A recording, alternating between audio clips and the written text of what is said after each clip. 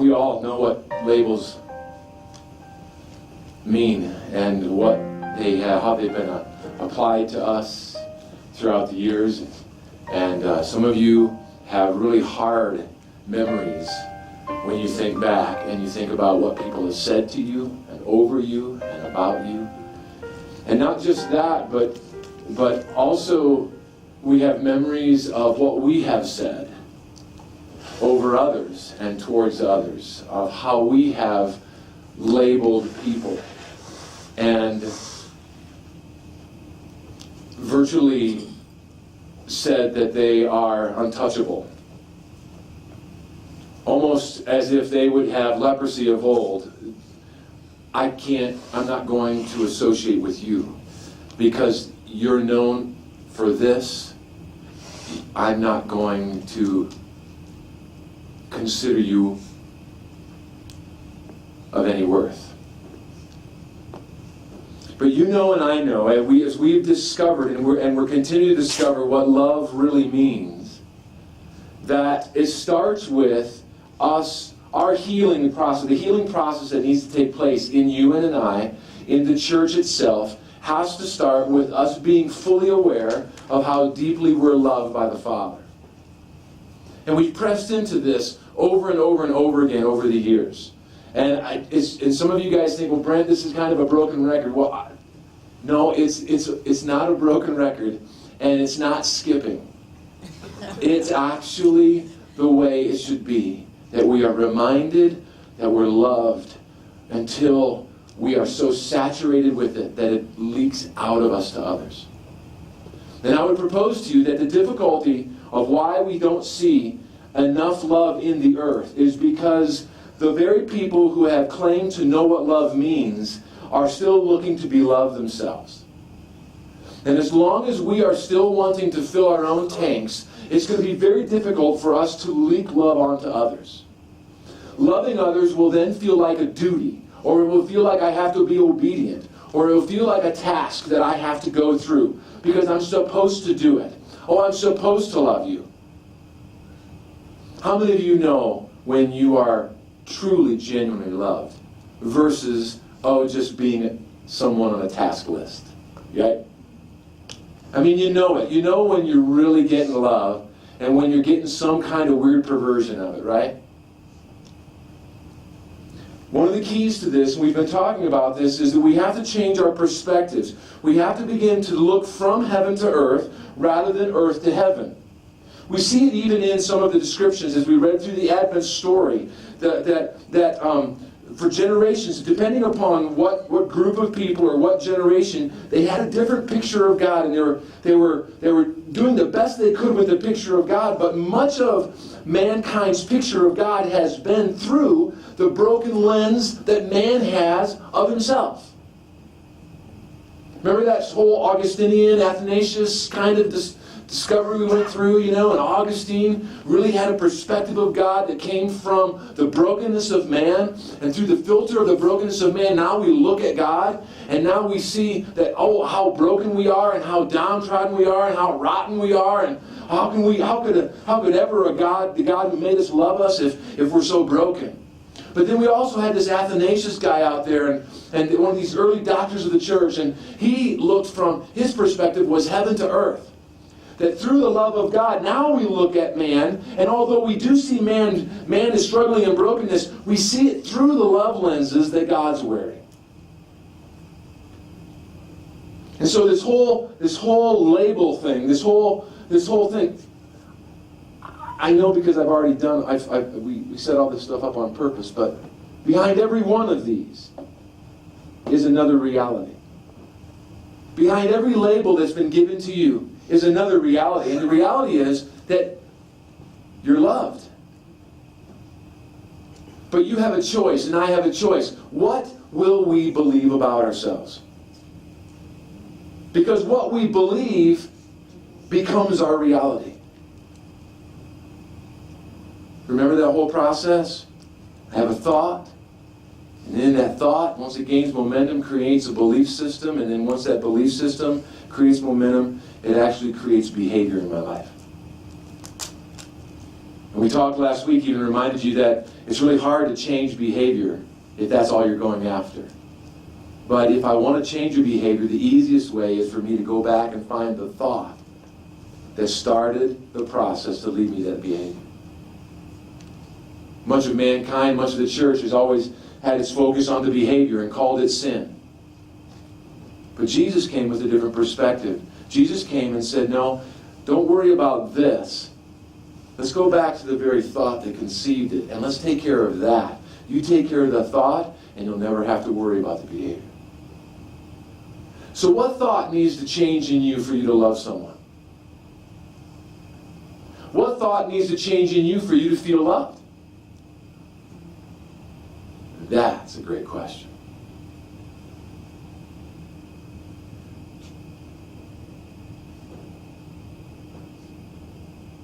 Because the lie that we've come to believe, many of us, is that we are what we do.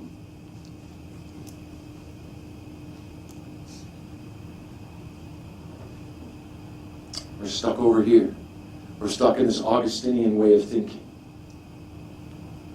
What would it look like for us to break out of that and come into a place of saying, wait a minute, I am what I think.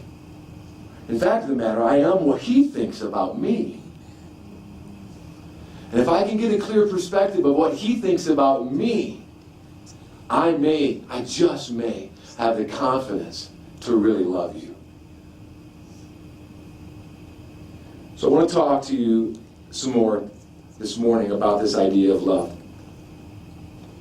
And I want to incorporate this whole Advent thing into it. Because the whole Advent story is, I really do believe, it's a story about love. It's the love of heaven breaking through into the earth. It's pretty amazing. I mean, because it starts way back. You might remember the verses even back in Genesis, in the beginning, right? God so loved that he created an object for his love. Because love requires an object. Because love is never loving myself. Love is always directed towards something, right? Love requires an object. And God's love, it's that whole plurality of God thing, It starts out in Genesis 1:26, and God said, let us, meaning, hey, Son and Spirit, hey, what do you guys think? I mean, we're kind of playing around loving one another, but what if we created something else to love? And said he created man in our image, according to our likeness, and let them rule over the fish of the sea, and over the birds of the sky, and over the cattle and all of the earth, and over every creeping thing that creeps on the earth. God says, hey, let's create, and he thought of you. And he says, I want to create an object for my love. And so he made mankind. Do you see yourself as an object of his love? Are you able to see yourself that way? That all the love that God is aimed at you? That he's actually created you to be able to hold it. To actually contain it. But he didn't put a lid on your container on purpose, because he wants you to be so full of his love that it begins to overflow out of you. So that the world might know who he is. But if you're unable, I ask a question, if you're unable to understand what it means to be the object of his love, I just ask a question, what's the hindrance?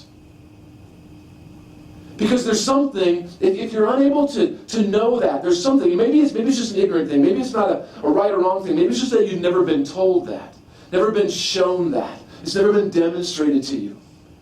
And that's legitimate.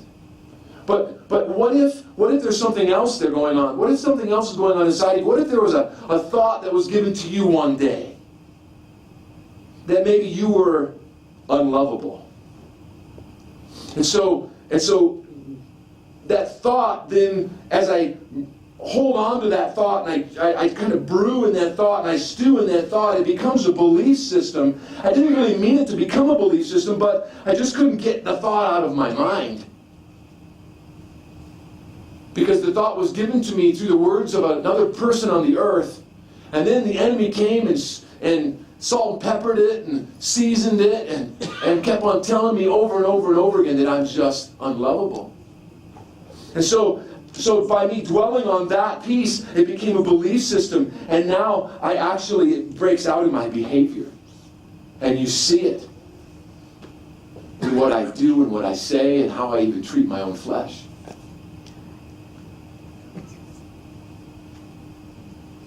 What's the thought? What is the experience that you went through? Ask the Holy Spirit to reveal it to you. If you are finding it hard to know that you're the object of the Father's love, your Maker's love. Now here's the tragedy. Here's the tragedy that God created mankind to be aware of His love, to be the object of His love, but mankind lost perspective. They lost the awareness of that love. And you know the story, of course, right? They actually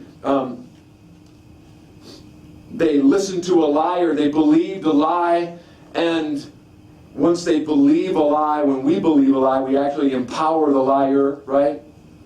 And so they believed a lie about God, and you could tell that they believed it because in Genesis 3:8, the story continues, and it says that they heard the sound of the Lord walking in the garden in the cool of the day, and the man and his wife hid themselves from the presence of the Lord.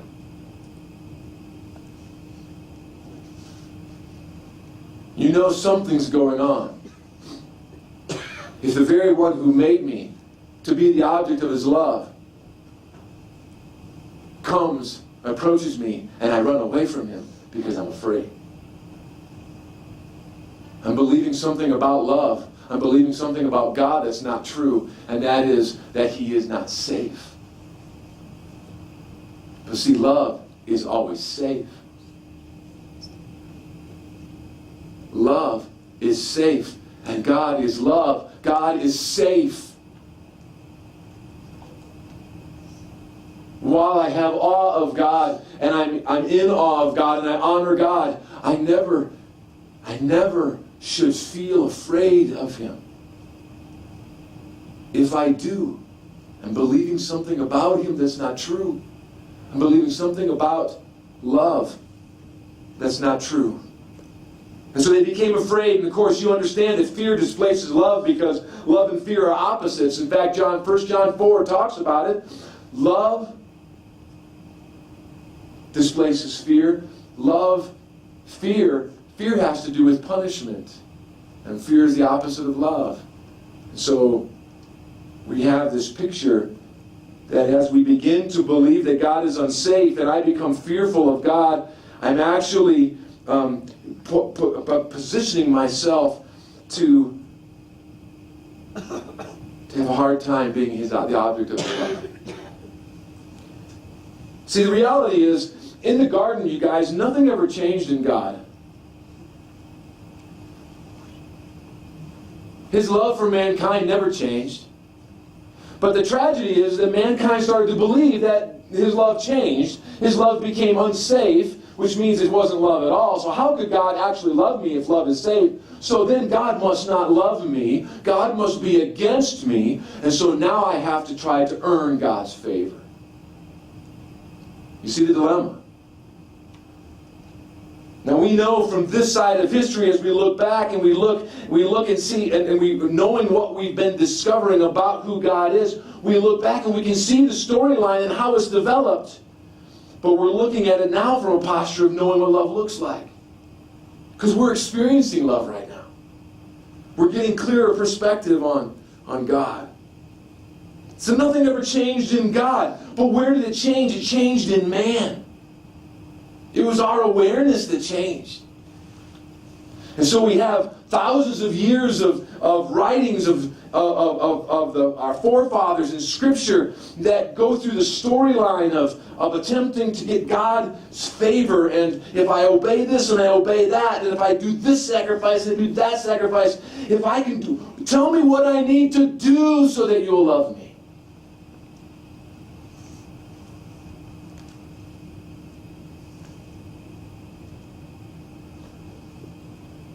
So how does the lover prove his love when the loved one struggles to receive it or even be aware of it? Because the loved one is actually believing something about the lover that's just not true. How does the lover show his love? So we have Advent. News of Advent. And what words could be said? What demonstrations could be shown?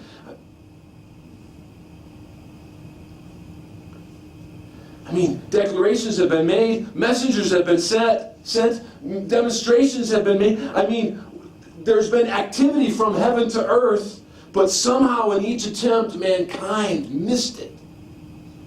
Was struggling to understand love.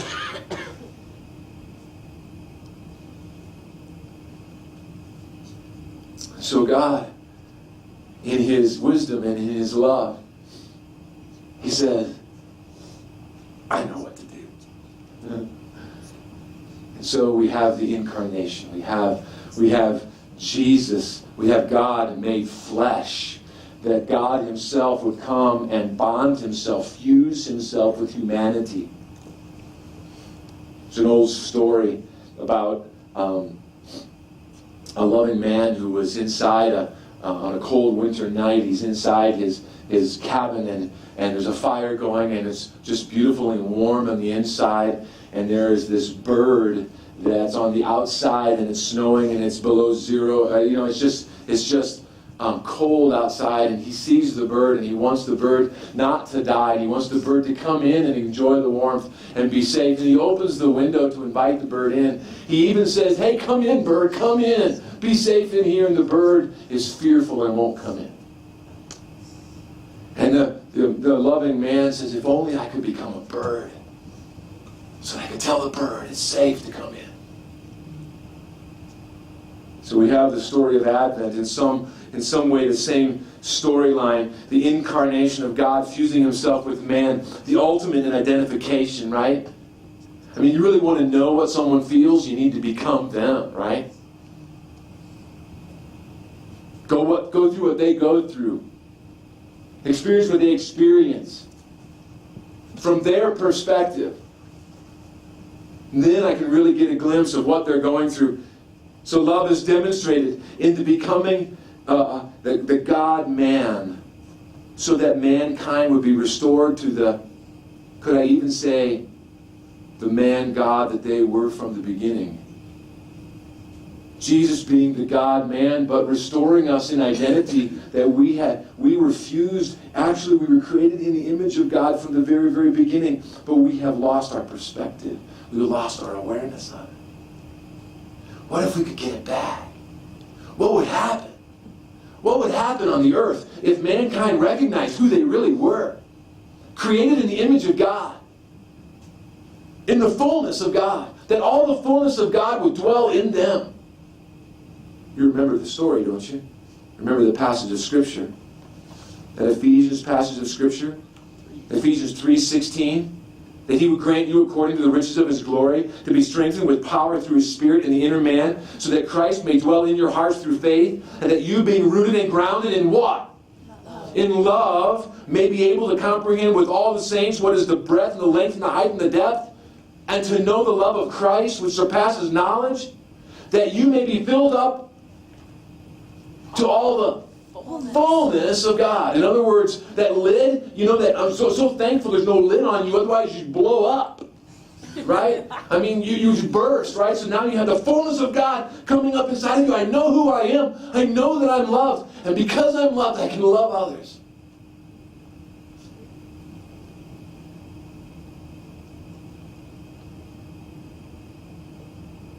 Jesus tells a parable that was a difficult parable to hear, to try to give perspective. not going to read the whole passage. I'm actually just going to start in verse 33, but this comes out of Matthew 21. Starting in verse 33, Mike, so if you can scroll down to that part, that would be great. But he says, listen to another parable. There was a landowner who planted a vineyard and put a wall around it and dug a wine press in it and built a tower and rented it out to the vine growers and went on a journey. And when the harvest time approached, he sent his slaves to the vine growers to receive his produce. And the vine growers took his slaves and beat one and killed another and stoned a third. Again, he sent another group of slaves larger than the first, and they did the same thing to them. But afterward, he said, he sent his son to them, saying, they will respect my son. But when the vine growers saw the son, they said among themselves, this is the heir. He has come. Let us kill him and seize the inheritance. And they took him and threw him out of the vineyard and killed him. You see, it's almost like, have you ever heard the stories, or maybe even been in an experience where you've had to help a drowning person? Maybe you've even had classes on life-saving techniques in the water, and you go out and you swim out to the person who is drowning, and they're in such a desperate place that they begin to smother you, and they're trying to climb up on top of you so that they can get air, because air is what they want. But the very thing that they want, that you're bringing them, which is safety, where you're bringing them help, the lifesaver is actually becoming, he's at risk. He's losing ground because the one who wants to be saved is actually killing the one who's coming to save them in their desperateness for air. Could we say that mankind is so desperate for love? That we were made for it? There's a hole inside of us that we've been made for love. We've been made to experience the presence of God, to live in the fullness of God. And our desperateness to have that filled is that even when the lover comes, we end up killing the lover. Not wanting to, but it's all because of our lack of awareness of what's going on. You see the tragedy? The tragedy that of love being fully present and fully attainable, and the one over here, and the other one, the love, the needed, the one that needs love, being so desperate for love. So you have two people in the same room, both longing to be loved and able to demonstrate love, but somehow they miss each other. You see the tragedy of that? That the answer is right here. It's right in front of you, but you're unable to see it.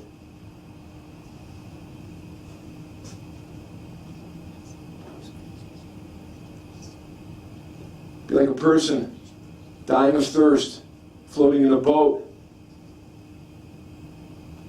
on an ocean of fresh drinkable water, but believing a lie that the water is undrinkable, or believing the lie that if I drank that water somehow it would damage me.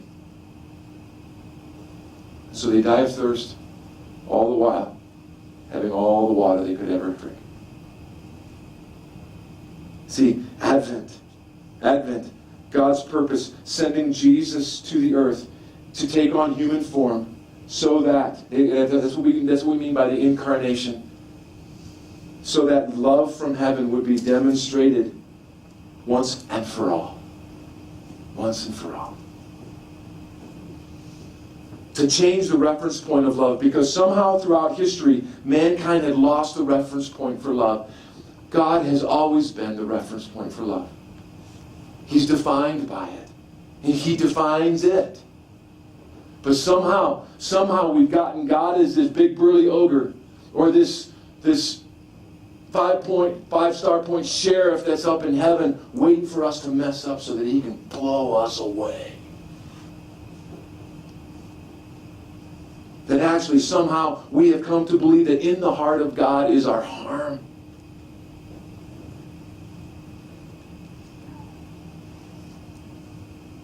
And we've actually become propagators of the very lie that's been propagated to us.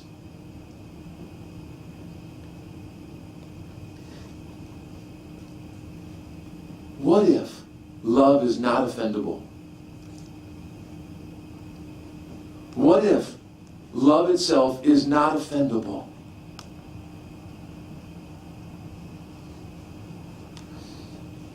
And what if God, being the very epitome of love, the demonstrator of love, where love itself is defined from, what if our perspective of love, what would shift inside of you if you began to believe that love is unoffendable?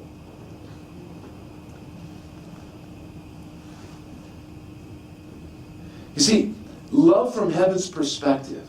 I mean, we get this in 1 Corinthians 13, right? I mean, you guys have heard this passage at every wedding you've ever gone to, right? This whole, and we love is patient. Love is kind. It's not jealous. Love does not brag. It's not arrogant. It does not act unbecomingly. It does not seek its own. It's not provoked. It does not take into account a wrong suffered. It does not rejoice in unrighteousness, but rejoices with the truth. It bears all things, believes all things, hopes all things, endures all things. In fact, the first Sunday of Advent is the hope candle.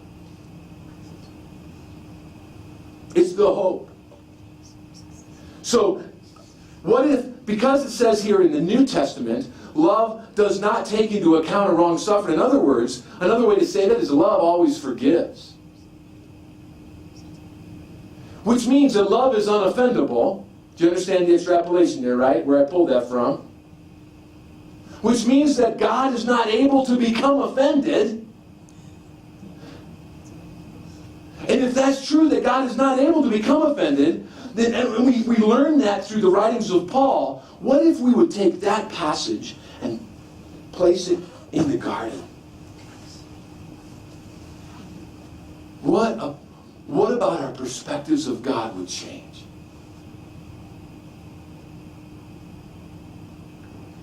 That in Adam and Eve's choice to believe a lie, God remained unoffended. That there was no need from God's perspective to forgive anything, because nothing changed in him. Because there's nothing you or I can do that will ever offend God.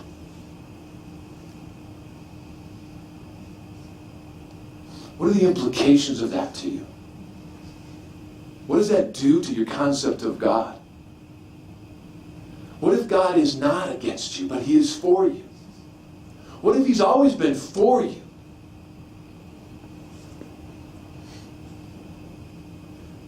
Would that help you receive his love? You see, love never fails. God never stopped loving mankind. God holds no record of wrong. God never had to forgive because there was never an offense made to him. It was mankind whose perspective changed. It wasn't God whose perspective changed. Mankind began to believe something about God that wasn't true. And so our need, our place where we say, God, forgive me, isn't something that we're getting God to do something. It's we begin, a better way to say that is, God, I see that I'm forgiven. Because you were never offended, because your love for me has been constant. Maybe I really am loved. You see, what if God's journey, from heaven's perspective, what if God has always been about trying to restore that which was lost, rather than punish that which was lost? Or maybe even, what would it look like if punishment, which has to do with fear, which is the opposite of love, was never and is never an agenda for God? What if punishment doesn't come from love? What would it look like then from God to have this restorative posture towards man, to restore that which was lost from a love perspective, not from the opposites and all that is created in our mind's eye? I think it goes back to this idea of safety again, guys. Your awareness of his love. Your awareness that he is safe.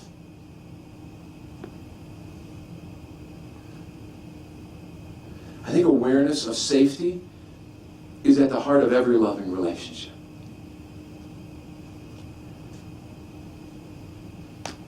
All right. And so, we're going to put some of this off to next week, but let me say this. So what's the power of Advent? What is the power of Advent? The season that we're walking into. These next 6 weeks. Well, actually it's 5 weeks, right? Because we don't consider the New Year's weekend to be part of the Advent. It's from here until Christmas. These next 5 weeks. What is the power of Advent? I want to suggest to you that it's the power of the lie being overthrown. I want to suggest to you that the lie was proven wrong. That God really does love us. That actually all the angelic hosts, the sky opened up and the angel said, peace on earth and goodwill towards men. This wasn't some event that all of a sudden just took place. This was a declaration that was in existence from the beginning. But it was being declared again. You guys, do you understand what's happening here? That God himself is taking on the form of man so that mankind will never again believe the lie that they're not loved. That the lie is going to lose its power because the lie cannot stand. See, love displaces fear. And the fear that mankind has had about God has to change. The only way it will change is with love. And that whole lie that God doesn't love me, gosh, do you see it? Do you see that it's a lie? Are you able to receive his love? Can you say today, I choose to be the object of my Maker's affections? I choose to be the object. I choose to experience the fullness of his love. And though it slay me, you understand the metaphor, though it undo me, though I can't handle it, I want to experience the fullness of his love. Because I know it'll be safe. And I know it's going to be good. So there's no reason I need to fear it. Now, I could maybe be unable to stand up under the weight of it.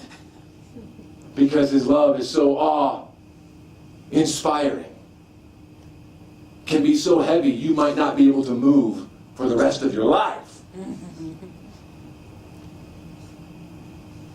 But you will feel whole. You will feel your destiny because you have been made to walk in the fullness of